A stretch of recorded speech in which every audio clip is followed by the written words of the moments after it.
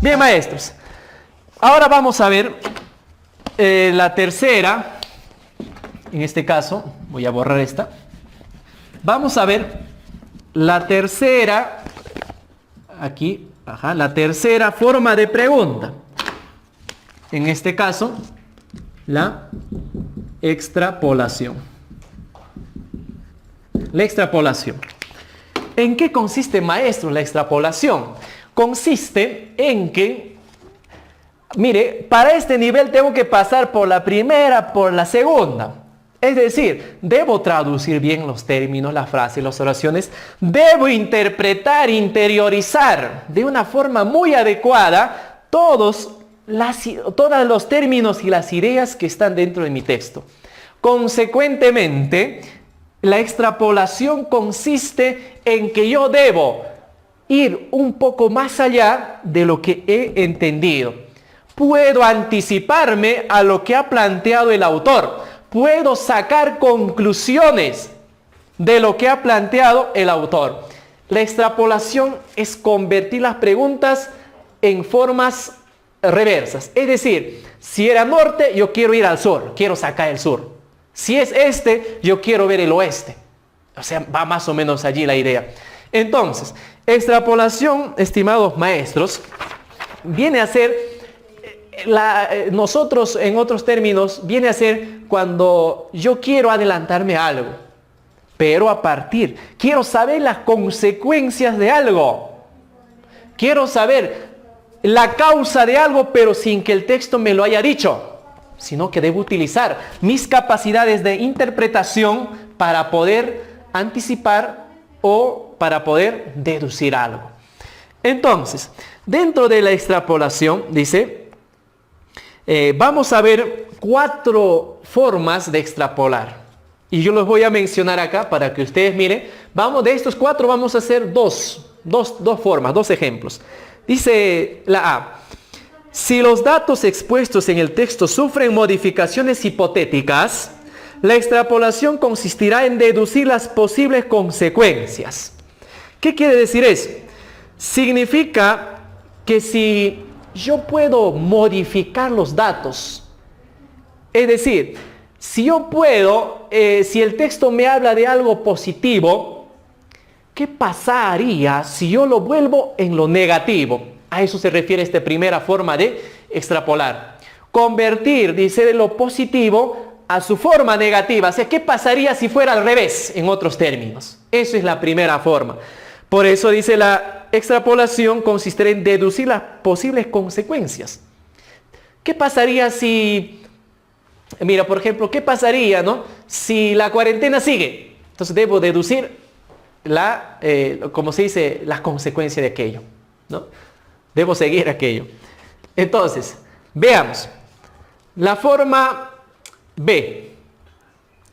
Si los datos se refieren a una secuencia de periodos o etapas. O sea, la idea que me da en el texto son etapas, secuencias, periodos, hechos periódicos, como en la extrapolación. Dice que la extrapolación implicará un intento de extender dicha secuencia o periodo posterior. Entonces, ¿qué cosa es? Predecir lo que va a suceder más adelante o en otro periodo. Es simple, ¿verdad? Si hay secuencia de periodos, lo más probable es que me va a preguntar qué va a suceder de acá a 20 años. Ya está. O qué va a suceder en el futuro. Listo. Extrapolación. C. Si el texto refiere a un tema en particular, habla de un tema particular en general, la extrapolación puede representar el intento de extender las ideas a otro tema o situación en la cual es aplicable. Esta extrapolación, maestros, es que para un tema me plantea, supongamos, una solución. Esta misma solución debe, dice, extrapolar a otro punto, a otro tema. Eso también es una forma de extrapolar. Lo que sucede en el tema A puede suceder, o cómo puede suceder en el tema B. Eso es lo que se refiere, el tercer tipo de extrapolación. Veamos el cuarto tipo. Si un texto hace referencia a un tema específico particular, Mire, está hablando ya en un tema específico particular. Dice, la extrapolación puede referirse al género del cual ha sido extraído dicho tema. En otros términos, dice, de manera inversa, si los datos tienen que ver con una generalidad, la extrapolación puede aludir a un caso específico o particular. Para explicar mejor, maestros. Supongamos que mi texto hablara sobre la miseria en el Perú, la pobreza o la indigencia en el Perú.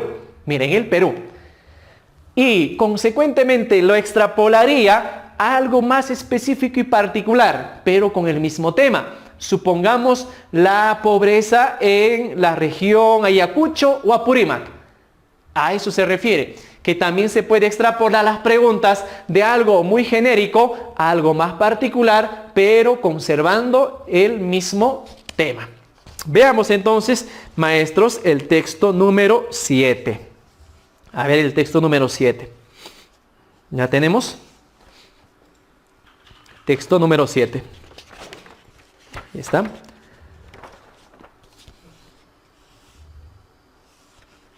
El texto número 7.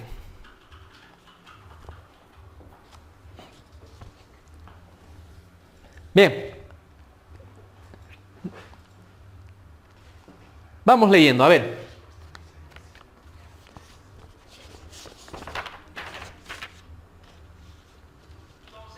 Respuesta del texto número 6. Sería el desinterés por cuestiones filosóficas. Habíamos hablado, ¿no? ¿Ya no lo he anotado? Sí, me parece que no lo he anotado. Entonces, si volvemos un poquito al texto 6, la respuesta era, ¿no? ¿Cuál es el efecto de aferrarse tanto a lo cotidiano? La alternativa E, el desinterés por cuestiones filosóficas. Bien, veamos entonces texto número 7. Dice, hemos definido un problema como una pregunta surgida de una observación más o menos estructurada. Punto. ¿De qué nos está hablando? Un problema, una pregunta y la definición, ¿verdad? Porque dice, hemos definido un problema como una pregunta surgida de una observación más o menos estructurada. Como que es un poco incomprensible. Veamos a qué se refiere cuando dice problema y pregunta. Dice, las preguntas que podamos hacer pueden tomar diferentes formas según el objetivo de nuestro trabajo. O sea, si es estudio, información, investigación o acción. Ahí se va aclarando un poco. ¿Qué quiere decir? Que las preguntas que nosotros podamos hacer, dice, depende de cuál es nuestro propósito o nuestro objetivo, ¿no? De acuerdo a qué tipo de objetivo vamos. Segunda idea.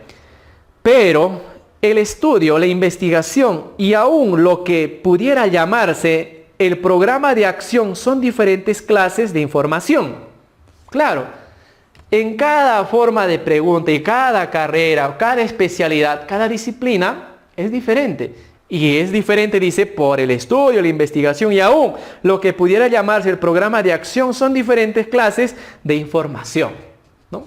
Si yo hago una interrogante genérico, pueden entrar varias disciplinas. Una disciplina dice esto, la otra dice tal, el otro dice tal, el otro... O sea, todos tienen ideas diferentes sobre un problema. A eso nos referimos. De manera que podemos considerar el problema básicamente como un instrumento de información nueva, ¿no? ¿Qué quiere decir?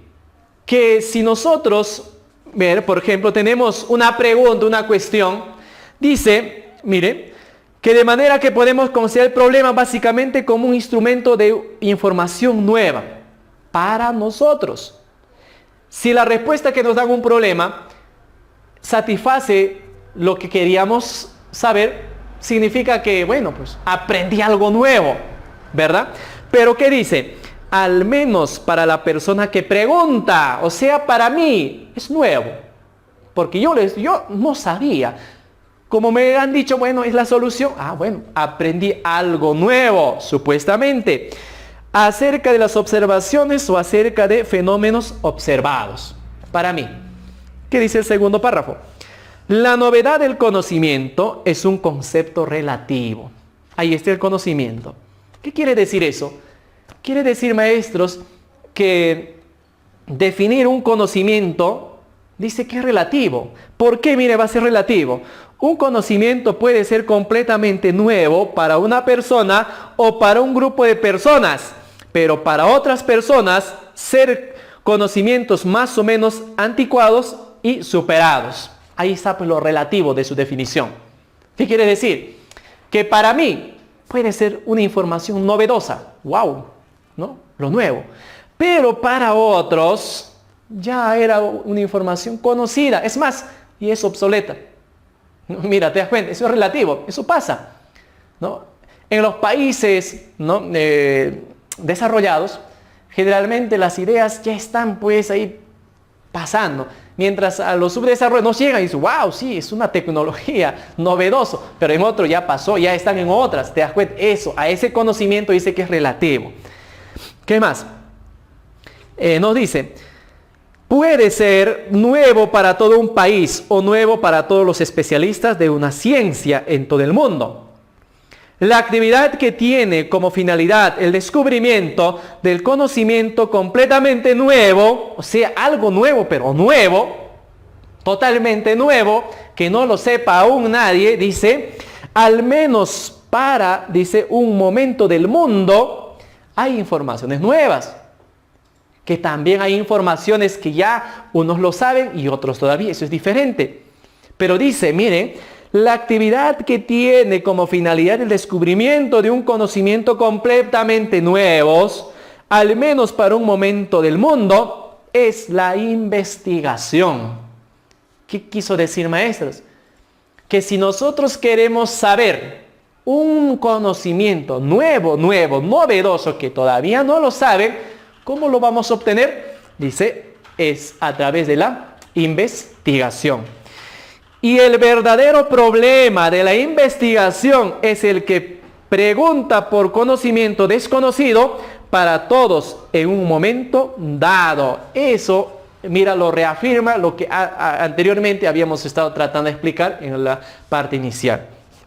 Bien, esto es una pregunta del examen de admisión de la Universidad Mayor de San Marcos.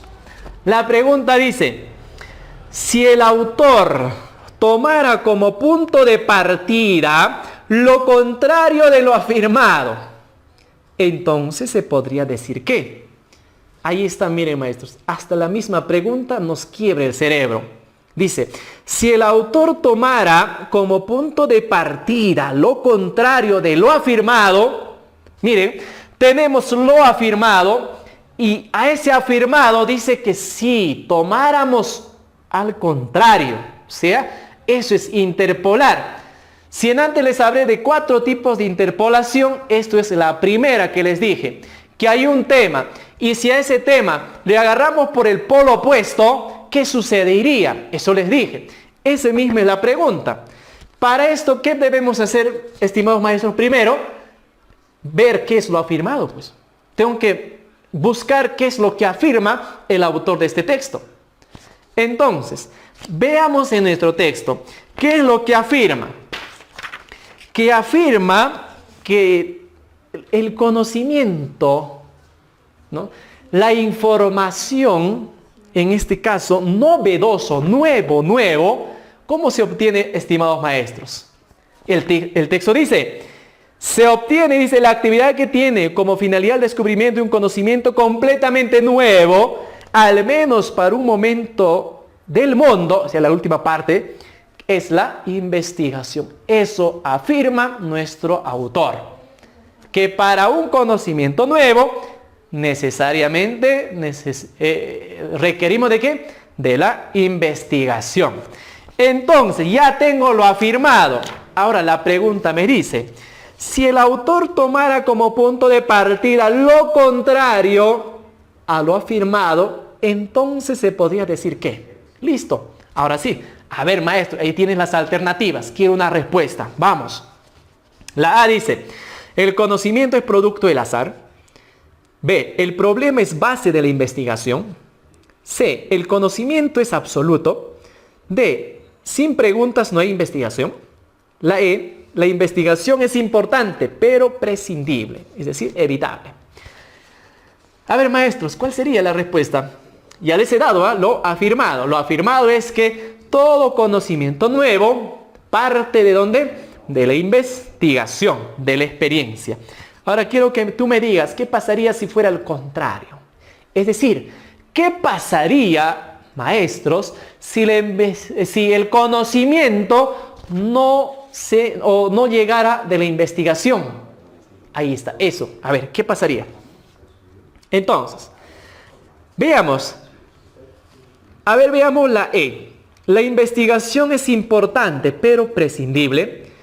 ¿Qué pasaría? Dice, si el autor tomara como punto de partida lo contrario lo afirmado, entonces se podría decir que la investigación es importante, pero prescindible. No, maestros. En este caso, sí sería importante la investigación, pero prescindible. O sea, ¿pero se puede evitar? No. Por esa razón, no es la respuesta a la E. La D. Sin preguntas no hay investigación. Eso no tiene nada que ver, ¿no? Para nada. A ver, la C, ¿el conocimiento es absoluto? ¿El texto dice que el conocimiento es absoluto o es relativo? Es relativo. Todo conocimiento es relativo. No hay conocimiento absoluto. Eso lo sabemos por conocimientos previos. Si un conocimiento fuera absoluto, nada cambiaría. Entonces el conocimiento también cambia. Habían posturas en los anteriores que eran absolutos para su tiempo, pero ya cambiaron para hoy. Y este conocimiento que creemos que es absoluto, para un futuro también va a cambiar, va a ser negada. Entonces no es la respuesta. La respuesta, maestros, vendría a ser: el conocimiento es producto del azar. O sea, si el conocimiento afirmado es que viene de la investigación, lo contrario sería que el conocimiento no es de la investigación, sino del azar, de la casualidad. ¿Verdad? De la casualidad, bueno, uno está caminando y ¡pum!, de repente se topa con algo y saca el conocimiento. Eso sería lo contrario a que la investigación sea por experimentos, o sea, por investigación. Respuesta entonces, la alternativa A. Como se dan cuenta, maestros, no es algo sencillo.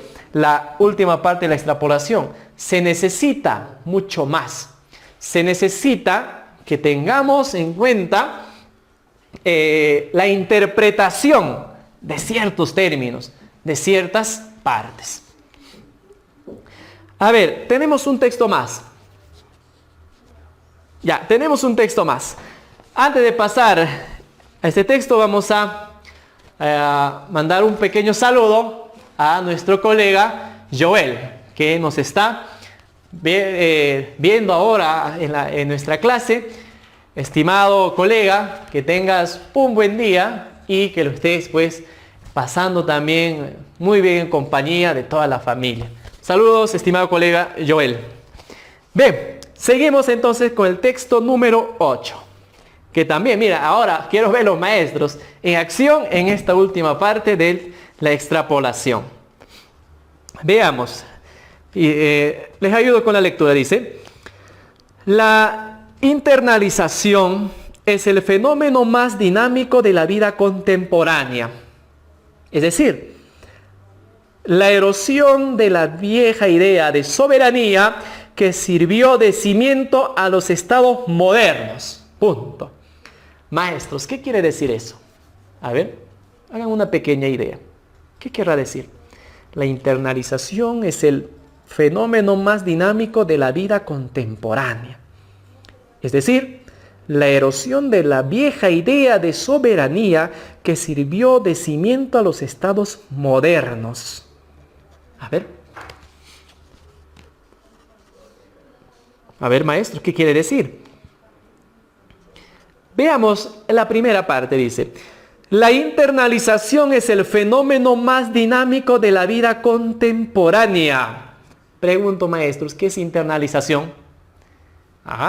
Cuando uno sale de Perú hacia, por ejemplo, a Bolivia, Ecuador, ¿qué dice? Ya soy internacional, ¿verdad? Y ya nos hemos internacionalizado. ¿Te das cuenta?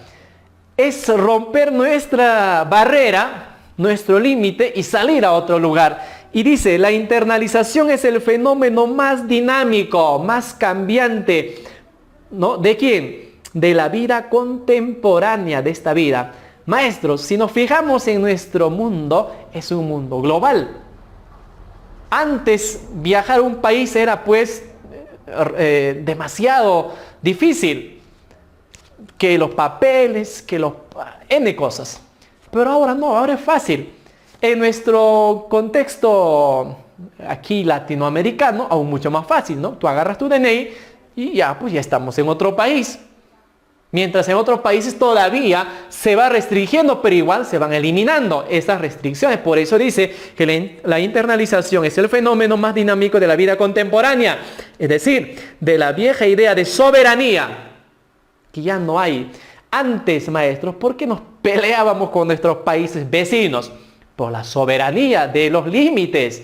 No, invasión, guerra. Entonces, miren, dice que sirvió de cimiento a los estados modernos.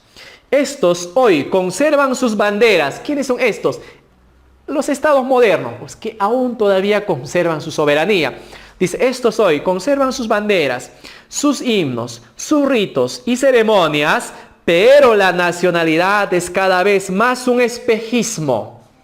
Pues en realidad, en sus economías, en sus relaciones diplomáticas y en sus grandes decisiones políticas, así como en el control que ejercen sus gobiernos sobre sus empresas y ciudadanos, el factor internacional, otra vez mire, suele ser decisivo. ¿Te das cuenta?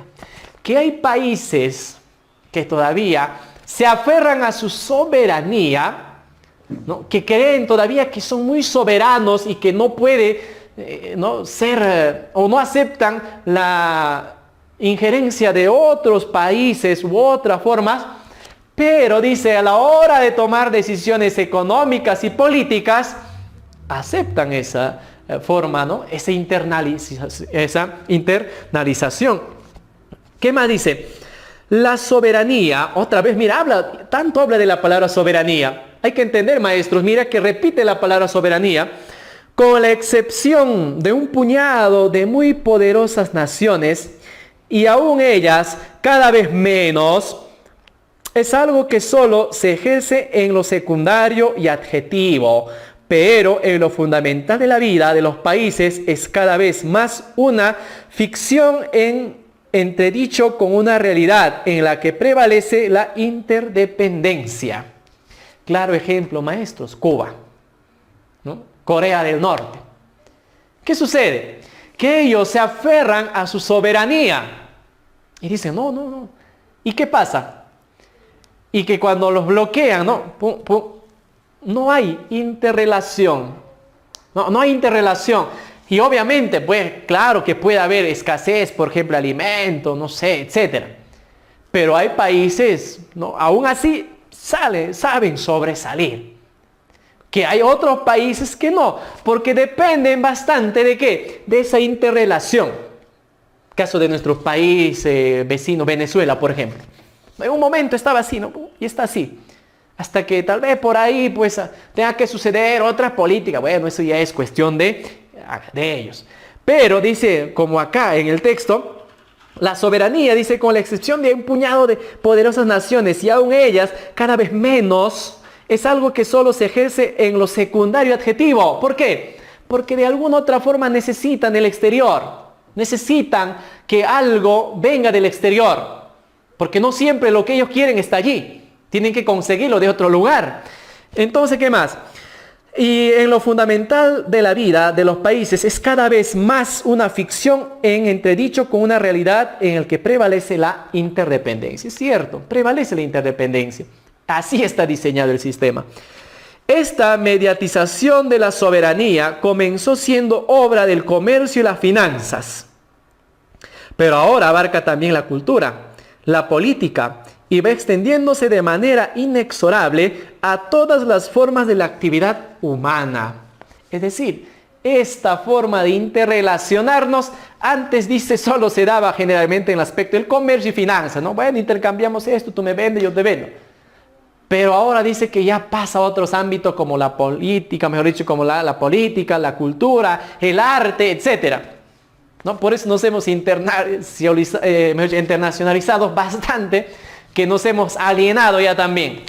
Valoramos cosas ajenas que primero a lo nuestro, etc. Ya es otro problema. Bien, maestros, entonces, veamos a la pregunta. ¿Qué lograría la humanidad si la internacionalización prosperara?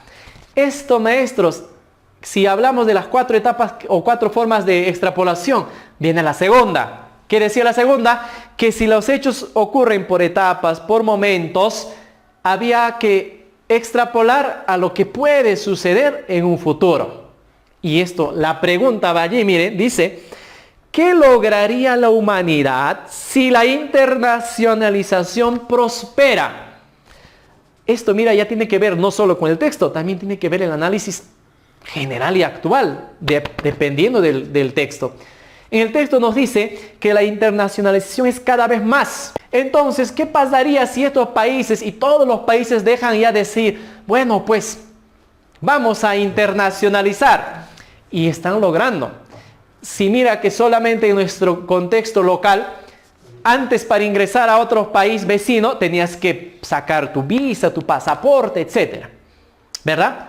Ahora no. Como les dije antes, tú vas con tu DNI y ya está. Vas a otro país, DNI ya está por un tiempo adecuado. Pero más adelante todo esto... Bien, seguimos, maestros. Disculpen el pequeño inconveniente. Estamos a veces, la red saturada y bueno. Bien, maestros, entonces, seguimos. Decía, ¿qué lograría la humanidad si la internacionalización prosperara? ¿Qué pasaría? Recuerden que ya estamos en ese proceso. Si comparamos unos 50 o 100 años atrás, la historia nos ha confirmado de que era restringido los pases.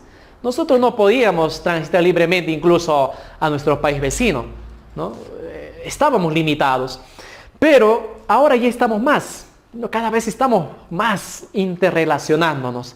Cada vez estamos volviéndonos internacionales. Tanto nosotros como nuestro país. O sea, se están abriéndose las fronteras y se están borrando esos límites aparentemente que nos limitaban, pues, valga la redundancia, en ciertos aspectos.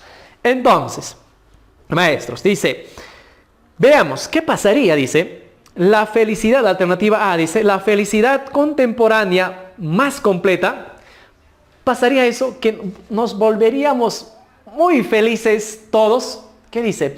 Esto no te bases en la lectura, sino básate un poco más porque estamos aduciendo que estamos viajando pues hacia el futuro.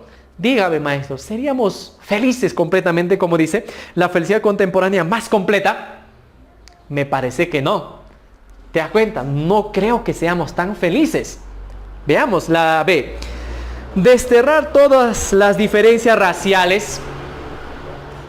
Pregunto, si se abren todas las fronteras, o sea, nos internacionalizamos todos, ¿creen que desaparecerían las diferencias raciales? Y el texto nos habla de algo racial, nos dice que si hay internacionalización, que la raza, que las etnias, en el texto ni nos menciona, maestros, ni nos menciona. Pero también deducimos de que no desaparecerían las diferencias raciales. No desaparecerían porque es un complejo que lo llevamos, pero muy dentro muchas personas. La C. Eliminar toda clase de conflictos sociales. Podría ser por allí. Podría ser, veamos. La D. La mejor garantía contra las conflagraciones. También podría ser. O sea, contra la guerra, los problemas que puede haber entre países. La E. Erradicar la agobiante pobreza de los países fronterizos. Pregunto, maestros, algo en la lectura nos hace pensar en los países fronterizos, nos habla algo de que puede haber, o nos dice algún indicio de que ahora hay problemas en las partes fronterizas. No nos dice nada, ni lo menciona. Porque si mencionara que el problema, que aquí, que tal, podemos deducir al futuro que sí se puede solucionar. Pero no nos dice nada. Por tanto, nos quedamos entre dos alternativas, la C y la D. Eliminar toda clase de conflictos sociales. Pregunto, maestros, ¿quiénes son las clases sociales? Y en el texto nos habla de clases sociales, no nos habla de clases sociales. Y si hablase, y si deducimos que puede haber de que mejorar esta garantía, mejor dicho, eliminar toda clase de conflictos sociales, pregunto, ¿podríamos eliminar las clases? Aunque nos internacionalicemos, unos tendrán más poder y otros tendrán menos poder. Eso no va a cambiar. Eso no cambia. Pero sí puede ser la mejor garantía contra las conflagraciones, que es la respuesta a la alternativa D. ¿Por qué? Porque si ya no hay soberanía, que tanto hablamos de la soberanía, que son los límites que se establece de nación contra nación, si ya no hay eso, lo más probable es que ya no vamos a pelearnos, ¿verdad? Que ya no vamos a tener más guerras por territorio, porque todos estamos internacionalizando. Yo te doy algo que tú quieres, tú me das lo que yo quiero, de esa misma forma. Entonces la respuesta, lo más probable, es que ¿qué lograría la humanidad si la internacionalización prospera? La mejor garantía contra las conflagraciones, o sea, contra las guerras. Por lo menos eso lograríamos. Pero los demás no lograríamos, porque las diferencias sociales van a seguir, ¿no? Por ejemplo, las diferencias raciales van a seguir. ¿Estamos de acuerdo? Respuesta entonces, estimados maestros, la alternativa D. Otra pregunta del mismo texto. Dice, de acuerdo al texto, ¿cuál de las predicciones es la más acertada? Otra predicción. A ver, ¿qué predicción al futuro de acuerdo a la internacionalización que se está llevando a cabo y que cada día la gente prefiere más y las naciones también prefieren más la interacción con otros? A ver, ¿a qué creen que nos llegaría en un futuro? Eso nos pregunta. De acuerdo al texto, ¿cuál de las predicciones es la más acertada? O sea, predicción, ¿eh? No es que en el texto esté diciendo, sino vamos a irnos a un futuro. La A. Parte de la humanidad gozará de libertad plena. O sea, solo una parte. A eso podemos llegar con la internacionalización. Parte de la humanidad gozará de la libertad plena. No creo. Y además, nos está hablando de la libertad. Y no nos menciona de la libertad. B. La internalización posibilitará la paz absoluta. ¿Sí? Entonces, decimos que la internalización posibilitará la paz absoluta. ¿Podemos llegar a la paz absoluta si estamos diciendo que no puede desaparecer ni siquiera las diferencias raciales? ¿Ustedes creen que va a haber paz absoluta? No va a haber, maestros, ¿te das cuenta? No va a haber. La C, ¿la integración latinoamericana será una realidad? ¿Qué dicen? ¿Puede ser o no?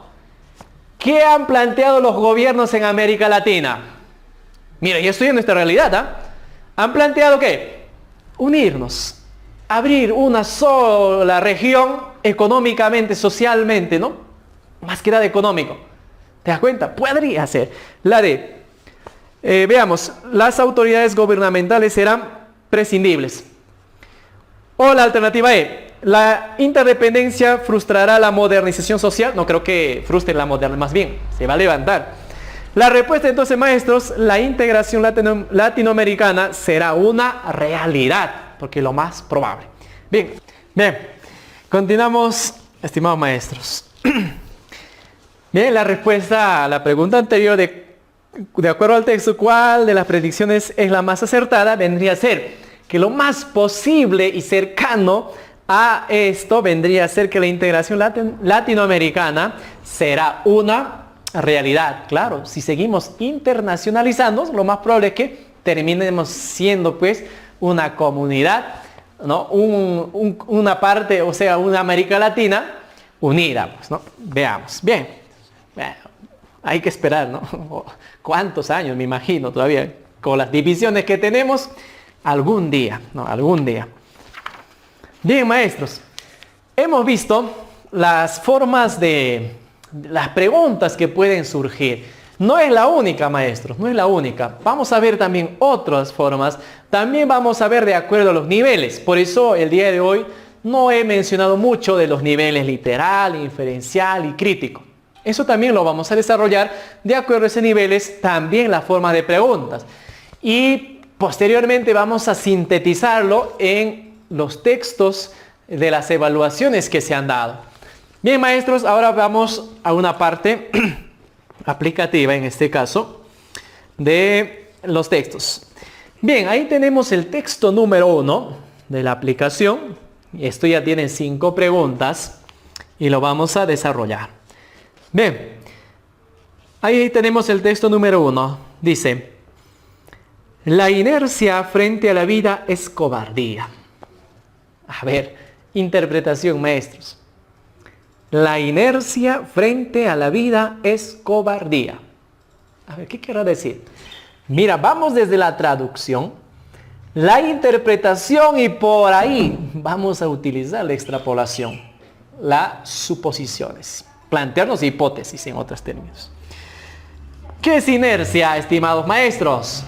Inercia vendría a ser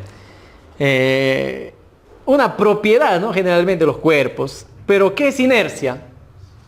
Desidios, flojera, estado de reposo, ¿no? Es la inercia. Dice que frente a la vida es cobardía. ¿Y por qué será?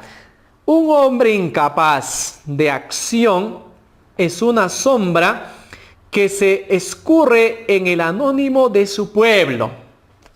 Ahí está bien la explicación. Un hombre incapaz, o sea, inercia, de inercia, dice, es una sombra que se escurre en el anónimo de su pueblo. Para ser chispa que enciende, fuego que templa, reja que ara, debe llevarse el gesto hasta donde vuele la intención.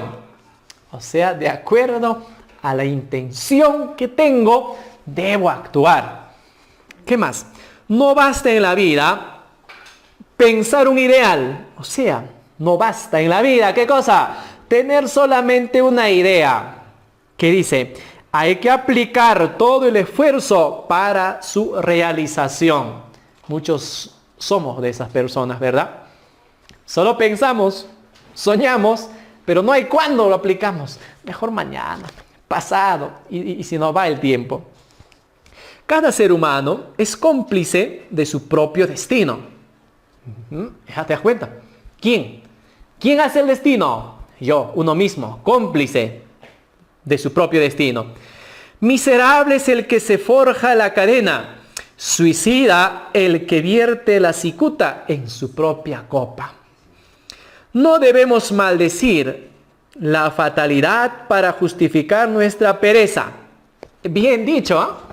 Muchos maldecimos que por su culpa, que por tal, a la fatalidad para justificarnos, ¿no? Nuestra pereza, que es pereza, ¿no?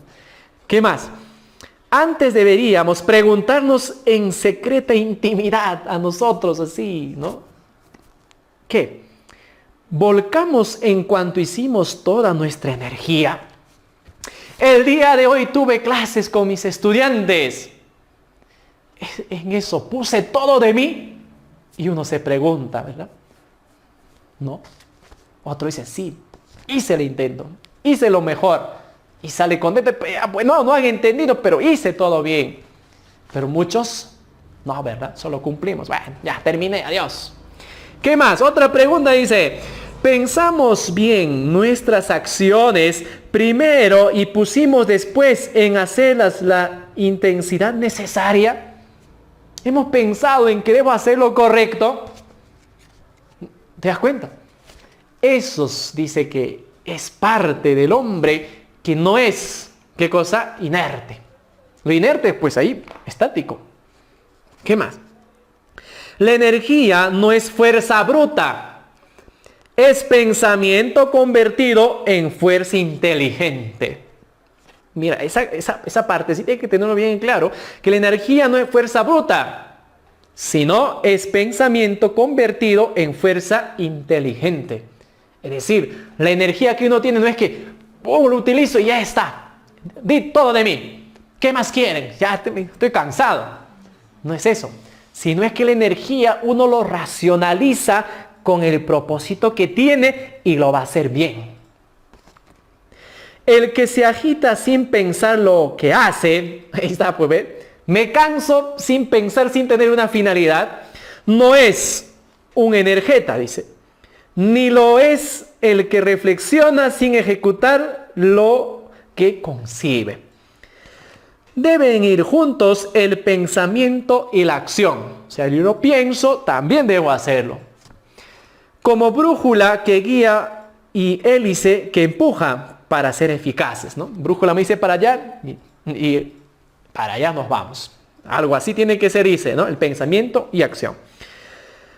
Ahonde más su arado el abriego para que las mies sea proficua, o sea, la producción, la cosecha sea proficua, sea abundante. Haga más hijos la madre para enjardinarse el hogar, para prosperar el hogar. Ponga el poeta más ternura para invitar corazones. Repique más fuerte en el yunque el herrero que quiera vencer el metal. ¿Te das cuenta? Todos son que el esfuerzo, el optimismo para lograr algo, ¿no? Eso es lo que nosotros tenemos en este instante. Pese a que el cansancio, la flojera, todo el problema que se nos viene de esta crisis, aún así seguimos para adelante, ¿no? Eso es lo que hace al hombre. Muy bien, qué hermoso texto, maestros. Bien, veamos la primera pregunta. El contenido de este texto podría ser considerado como, ¿qué aplico? Retención, me dice que tengo que buscar la respuesta en el texto. Traducción, tengo que traducir o tengo que interpretar el contenido general. Es interpretación. El contenido de este texto podría ser considerado como ¿qué, maestros? ¿Cómo consideramos? A ver, la alternativa A, una exhortación para orientar correctamente nuestros esfuerzos. ¿Ven? La B, un mensaje para la juventud sumida en los vicios terrenales. Pregunto, maestros, ¿a los jóvenes dice? ¿Solo los jóvenes? No. Ahí, mira, ya te das cuenta, no habla para los jóvenes. Descartado. Peor, vicios terrenales, no dice nada. La C, una crítica realista al actual sistema sociopolítico. Maestros, ¿en alguna parte del texto habla del sistema sociopolítico? Para nada. Descartado. La D, una arenga para la sociedad, para que la sociedad retome su camino. O sea, una arenga. Vamos, ustedes pueden. Retome su camino, que están yéndose al lado mal. Tampoco. No nos dice nada de eso. La E, una invitación hacia la propagación de los ideales. Nos invita a que nuestros ideales o un ideal, un conocimiento, tenemos que propagarlo por el mundo. Tampoco. Respuesta, alternativa A, una exhortación para orientar correctamente nuestros esfuerzos, porque dice que nuestros esfuerzos tienen que ser bien elaborados y bien hechos, ¿no? ¿Ves? Muy bien, la respuesta alternativa A. 2. Lo correcto en nuestra vida sería, ¿no? ¿Qué sería lo correcto? A ver. ¿Qué tipo de pregunta, maestros? ¿Traducción? ¿Retención? ¿O interpretación? A ver. Lo correcto en nuestra vida sería, a ver, maestros, esto, mira, es una pregunta de retención. Miren que solamente nos dice, ¿qué quiere decir? Que la respuesta esté en el mismo texto. A ver, descúbrelo, ¿en qué parte está? Lo correcto en nuestra vida sería, ¿qué sería lo correcto en nuestra vida? ¿Cómo debe ser nuestra vida? A ver. Ahí en la última parte, miren, maestros, dice, deben ir juntos el pensamiento y la acción. Listo, eso es la respuesta. ¿Y en qué alternativa tengo eso? Planificar de manera progresiva. Eso dice mi texto, cómo debe ser nuestra vida. Tengo que planificar todavía y después tengo que realizarlo. ¿No? Dice que los dos, planifico, hago. Actuar bajo los dictados del corazón. Eso es lo más subjetivo, ¿verdad? Ay, no, lo que dice mi corazón. Es una tocada del corazón. Tampoco dice eso.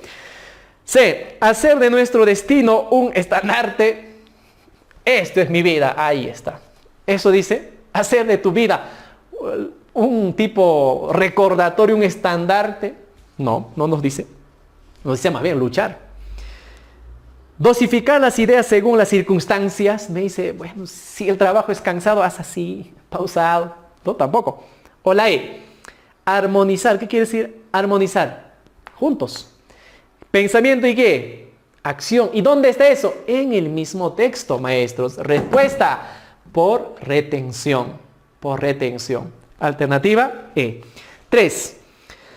Merecer el reconocimiento de los demás supone interpolación.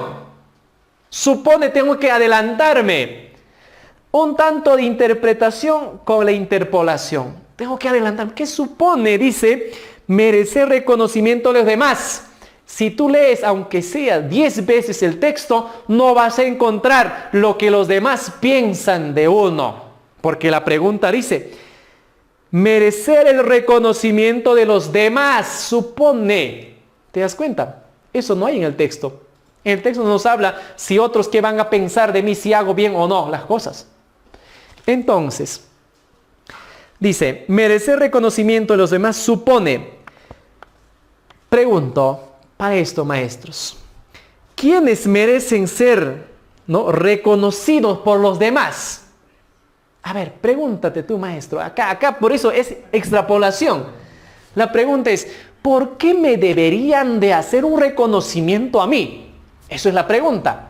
¿Quiénes deben ser reconocidos y por qué? ¿Tú crees que van a hacer reconocimiento a los que no hacen? ¿A los que no trabajan? En el aula nosotros reconocemos ¿a quién? A los que sí realmente ponen de su parte para hacer algo bueno. ¿Te das cuenta? Segunda pregunta. ¿No serían acaso los que saben complementar el pensamiento y la acción a quienes nos deberían de reconocer? Claro, muy bien, Juanito, tú has hecho, mira, sí, lo has... Correcto, reconocimiento. Lo mismo harían de nosotros. ¿Cuándo nos van a reconocer? Porque hemos hecho algo bueno. Hemos pensado y lo hemos hecho. Nuestro reconocimiento. Por eso nos van a reconocer según el texto. ¿Quién dice? El hombre incapaz de acción es una sombra que se escurre en el anónimo de su pueblo. A ese no le van a reconocer, sino ¿a quién? Al quien ha trabajado, al quien ha hecho, al quien tenía un ideal y lo ha concretado ese ideal. Entonces la respuesta, maestros, a esta extrapolación sería, mira, merecer reconocimiento de los demás supone obrar con dinamismo, prudencia y valor. Sí, creo. Veamos. A ver, la B. Abrazar ideales ignorando el riesgo. O sea, yo tengo ideales. No me importa lo que pueda pasar. Yo quiero seguir con mi ideal. ¿Eso me van a reconocer? No me van a reconocer así. No, va a fracasar, va a fracasar. Y efectivamente fracasé. Pero lo hemos dicho. No, ya no te vamos a reconocer. ¿Te das cuenta? No es la B. La C. Supone pensar y actuar separadamente. O sea, voy a reconocer al quien piensa y actúa separadamente por su lado. El texto dice no. ¿A quién se reconoce? Al que piensa y actúa a la vez. Descartado la C. La D. Supone complementarse con la sociedad. O sea, ¿debo ser aliado de la sociedad para que me reconozcan? No, tampoco. Porque si eres aliado de la sociedad, eres títere de una sociedad, pero el otro no. ¿Te das cuenta? No, y es más, el texto no nos dice de aliarse o ser parte de la sociedad, sino que uno mismo se forja. La E. Sobreponerse al miedo y dolor ajeno. Mira, sobreponerse al miedo y dolor ajenos. O sea, porque me sobrepongo de algo y de los problemas y de los dolores, ¿eso es lo que me van a reconocer? No, maestros. Respuesta. Se reconoce ¿a quién? Dice, merece reconocimiento de los demás, supone obrar con dinamismo, ¿verdad? Obrar con dinamismo. ¿Qué más? Con prudencia y mucho valor. Cuando haga algo con esas características van a decir, muy bien, lo hizo. Correcto. ¿Te das cuenta, maestro? La respuesta, la alternativa A. 4. Para que una obra tenga la eficacia deseada, deberíamos, interpretación, maestros, ¿Qué deberíamos de hacer para que una obra sea eficaz? Correcto. ¿Qué deberíamos de hacer? ¿Qué supone? ¿No? ¿Qué deberíamos hacer? A ver, coordinar nuestras emociones, o sea, habla de emociones, ¿ah? Coordinar mis emociones, a ver, no supone de eso. El texto no dice eso. Ser como el labriego o el poeta. O sea, para que una obra tenga eficacia deseada, debo ser como el labriego o el poeta. O sea, solo como ellos. No, maestros, no tengo que ser como ellos, porque no solamente habla del poeta, también habla de los herreros, habla también, ¿no?, de la madre, etcétera. Entonces tendría que decir todos. Y eso es solo un ejemplo, y no puedo ser como un ejemplo. No es la B. C. Confiar en las energías que poseemos. ¿Puede ser o no? Claro. Para que una obra tenga eficacia deseada, deberíamos confiar en las energías que poseemos. Sí, porque el texto de alguna otra forma nos dice que sí. Pero veamos la D. Orientar racionalmente nuestras energías. También puede ser. La E. Valorar nuestras capacidades naturales. O sea, bueno, pues he nacido así y bueno, así lo voy a hacer con mis capacidades o debo adquirir otras capacidades también. Debemos adquirir porque nadie se conforma con las capacidades naturales que nos han dado. O sea, pensar muchas cosas más. Entonces, veamos la respuesta, maestros. En el texto dice, la energía no es fuerza bruta, es pensamiento convertido en fuerza inteligente. Con eso contradice a la alternativa C. Confiar en las energías que poseemos, en mi energía bruta, confiar en toda mi energía, sí, vamos, pum, lo hago. Pero ¿qué pasa si lo hice con toda mi energía? Salió mal. ¿Qué pasa? ¿Qué ha pasado? Que no he distribuido mi energía para realizar de una forma adecuada. Respuesta, entonces, para que una obra tenga la eficacia deseada, deberíamos orientar racionalmente, ¿qué cosa? Nuestras energías. Esa es la respuesta, de acuerdo al texto. Muy bien, la alternativa D. 5. Señale lo que no corresponde a lo planteado por el autor. Interpretación. También viene un montón de preguntas de esto. Y viene, maestros. Entonces, ¿lo incorrecto cuál es? Veamos. Empezamos por la A. Toda persona participa en su destino. Pregunto, ¿habla nuestro texto de esto? ¿Es compatible, sí o no? Sí, maestro, porque ahí dice, ¿no? En el texto dice, cada ser humano es cómplice de su propio destino. Significa entonces que yo participo en la construcción de mi destino. La A es correcto. La B. Toda idea es consecuencia de una acción. Piénsalo, maestro. Toda idea es consecuencia de la acción que hago. Ahí te dejo. La C. Ser energeta implica actuar racionalmente. ¿Qué dice arriba? En el texto dice, la energía no es fuerza bruta, es pensamiento convertido en fuerza inteligente. El que se agite sin pensar lo que hace no es un energeta. Entonces, ¿un energeta quién es? El que piensa y distribuye su energía. Entonces, ¿qué dice?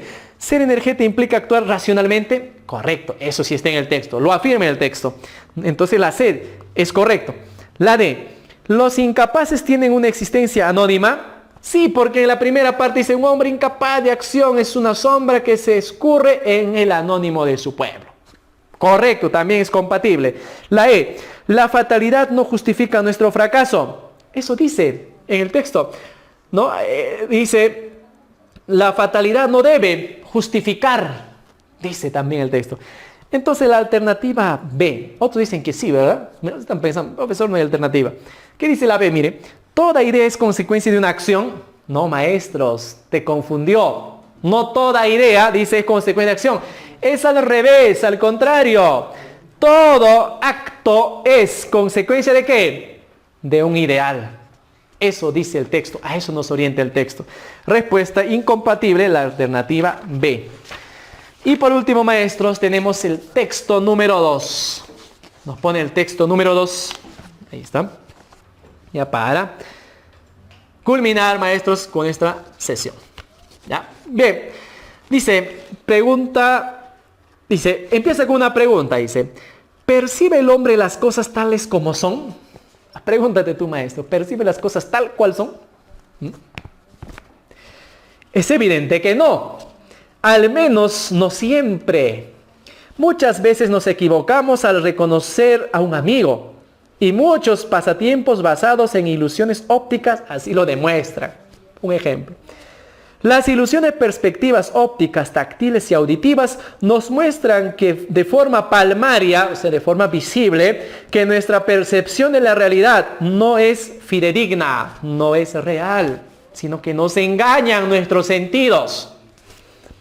Cabría preguntarnos si nos encontramos en vena filosófica, si los colores que vemos son propiedad de la cosa real o si es fabricación de nuestro cerebro al ser este estímulo por las ondas electromagnéticas de cierta longitud que llegan a nuestros receptores ópticos.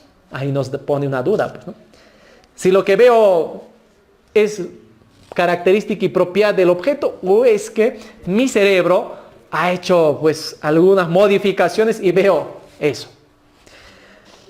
Un empirista inglés del siglo XVIII, John Locke, ya denominó a estas cualidades como el color, el olor, el sabor o el sonido, cualidades secundarias. O sea, cualidades que no pertenecen a las mismas cosas, sino a nuestro modo de percibir o de ser afectados por ellos. O sea, el color que hay algo es porque yo lo estoy viendo así, no porque sea así. Eso es lo que quiso decir John Locke. El hombre no ve las cosas tal como son en sí mismas, sino tales como son para él. Depende de cómo quiero ver algo, es eso. Y listo, así dice. Por eso un viejo sofista, Protágoras de Abdera, ya decía que el hombre es la medida de todas las cosas. Interpretemos, maestro. El hombre es la medida de todas las cosas. Veamos a la pregunta número 6. Captar fielmente la realidad constituye, es decir, si yo quisiera captar la realidad tal cual es, constituye según mi texto, ¿qué? Un resultado artificial, una situación excepcional. Sí, maestros, porque el texto dice, ¿percibe el hombre las cosas tal como son? Evidentemente que no, al menos no siempre. ¿Eso qué quiere decir? Que captar fielmente algo, sea tal cual es, constituye una situación excepcional, o sea, raras veces. Respuesta, la B. 7. Podemos afirmar que generalmente un astrónomo, mira, eso es pregunta de interpolación, porque el texto, maestros, no nos habla en lo absoluto de un astrónomo. Nos habla de un carpintero, nos habla de un herrero, nos habla de un poeta, pero no nos habla de un astrónomo. Entonces, vamos a interpolarnos y ponernos en su lógica de un astrónomo. Dice, tiene mayores ventajas de percepción ultrasensorial porque tendría mayores ventajas que nosotros. ¿Porque es astrónomo? No, es humano igual que nosotros, debe tener la misma percepción. No es la respuesta. ¿Tiene mejor capacidad auditiva que el hombre común? O sea, un astrónomo es superior que nosotros. No es. Solo tiene conocimientos más en algún aspecto, pero no es que su audición o algo esté superior que nosotros. No es la respuesta. La C. No logra un conocimiento objetivo de los astros. Puede ser o no, maestros. Si es humano como nosotros y si nosotros vemos algo y no estamos captando en esencia eso, sino lo que nosotros queríamos captar, ¿un astrónomo no logra un conocimiento objetivo de los astros? Puede ser. ¿Quién nos garantiza que el astro es de ese color o que de esa forma o que tiene tal característica? Nada, sí, porque ellos también pueden errar. Eso es la respuesta, maestros. No logra un conocimiento objetivo de los astros. 8. En el texto, el hombre, dice, mira, el hombre es la medida de todas las cosas. Equivale a decir, traducción, pregunta de traducción, maestros. Traducción, ¿qué quiere decir? El hombre es la medida de todas las cosas. ¿Qué quiere decir, maestros? A ver. Interpretación, ¿cuál es? ¿Qué quiere decir? ¿Por qué? El hombre, nosotros somos los únicos quienes podemos definir todo, ¿qué cosa? Todo lo que nosotros percibimos. Por eso quiso decir Protágoras de Abdera, ya decía que el hombre es la medida de todas las cosas. Entonces la respuesta ¿cuál es? Las cosas se definen en función a la percepción individual. Por eso yo soy la formación de lo que veo, no de lo que es, sino de lo que yo creo que es. La respuesta, la alternativa A. Pregunta 9. Las diferentes definiciones sobre un mismo objeto se debe a qué? A ver. Dice, las diferentes definiciones sobre un mismo objeto se debe a qué? ¿Por qué otros dicen diferente de algo y por qué yo digo diferente de ese mismo objeto? ¿Por qué? ¿Por qué varía eso? A ver, maestros, ¿por qué? Porque la percepción mío es diferente y la percepción suya es diferente. Por eso, respuesta, ¿en qué alternativa?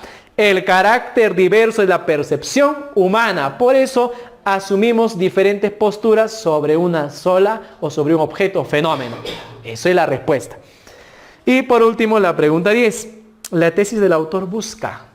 ¿Qué busca el autor al decirnos que la percepción, ¿no?, es diferente? Cada uno tiene una percepción diferente de las cosas y no las cosas como son. ¿Cuál es? ¿A qué apunta esa percepción? A ver. El hombre no es capaz, maestro, de percibir la realidad de manera exacta, sino es relativo. La respuesta, negar, ¿qué cosa, maestros? La plena objetividad de la percepción. El autor quiso decir, señores, no hay nada absoluto en la percepción. Usted no es lo que parece. Por eso lo ha comprobado con su texto. ¿Qué cosa? Negar la plena objetividad de la percepción. O sea, no todo lo que percibimos es real. Muy bien, entonces la respuesta, maestros, la alternativa A. Bien, estimados maestros, hemos llegado a la parte final de nuestra sesión del día de hoy. Espero de que haya sido de su agrado y comprensible. Bien, maestros, conmigo hasta otra oportunidad. Nos vemos. Gracias.